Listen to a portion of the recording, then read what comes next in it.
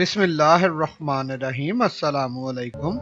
China में तकरीबन 550 million लोग सिगरेट पीते हैं। हैरत की बात यह है कि दुनिया में जितना भी सिगरेट पिया जाता है इसका 40% सिर्फ चाइना में पिया जाता है। चीन ने अपने मुल्क में मौजूद तंबाकू और सिगरेट की कंपनियों के लिए लाजमी किया है कि वो मुल्क में तालीमी निज़ाम और स्कूलों को फरोग देने के लिए फंड्स देंगी। दुनिया में मौजूद हर जानदार की बोन्स और हड्डियां कैल्शियम से बनी हैं, मगर सिर्फ एक जानदार ऐसा है जिसकी बोन्स कैल्शियम से नहीं बल्कि आयरन से बनी हैं। इसका नाम है द स्केली फुट गैस्ट्रोपॉड, जो कि स्नेल यानी घोंघे की एक किस्म है। इसके गिर्द मौजूद शेल और इसके पॉड्स आयरन के बने होते हैं, यानी ये घोंघा असल में आयरन मैन है। क्या आपको मालूम है कि दुनिया में सबसे कदीम तरीन बिल्डिंग कहाँ मौजूद है? जब ये सवाल पूछा जाता है तो बहुत से लोगों के जहन में एहरामे मिस्र का आता है, यानी कि मिस्र में मौजूद पिरामिड्स सबसे कदीम हैं।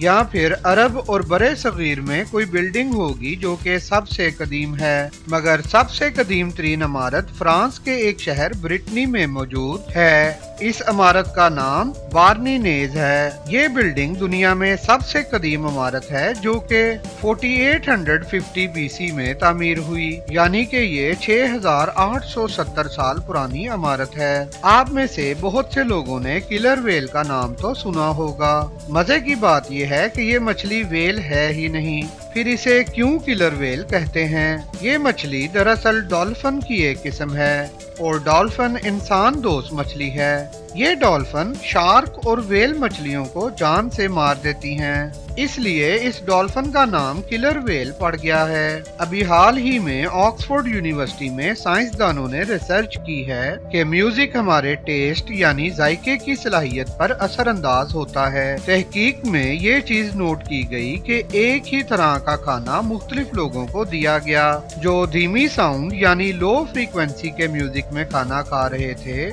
इन्हें खाने के जायके में बिटरनेस महसूस हुई, और जो लोग तेज म्यूजिक यानी हाई फ्रीक्वेंसी म्यूजिक में खाना खा रहे थे, इन्हें खाने के जायका में मिठास महसूस हो रही थी। इस तज्जिया की तस्दीक ऐसे भी हो सकती है कि ये भी तज्जिया किया गया था कि बुलंद मुकामात पर जाने से खाने का जायका कम हो जाता है, इसीलिए हवाई जहाज में दिए गए खाने का जायका चाहे जमीन पर बहुत ही अच्छा क्यों ना हो, हवाई जहाज में खाने पर इसका जायका कम हो जाता है। चांद जमीन से 3800 एंड 400 किलोमीटर दूर है। हैरान कुन बात यह है कि अगर निज़ाम शमसी में मौजूद सारे प्लैनेट्स को इकट्ठा करके जमीन और चांद के दरमियान एक लाइन में खड़ा कर दें तो इन तमाम प्लैनेट्स का मजमूई रकबा भी 3800 एंड 400 किलोमीटर ही बनता है। वेल्डिंग के जरिए मुख्तलिफ धातों को आपस में जोड़ा जाता है।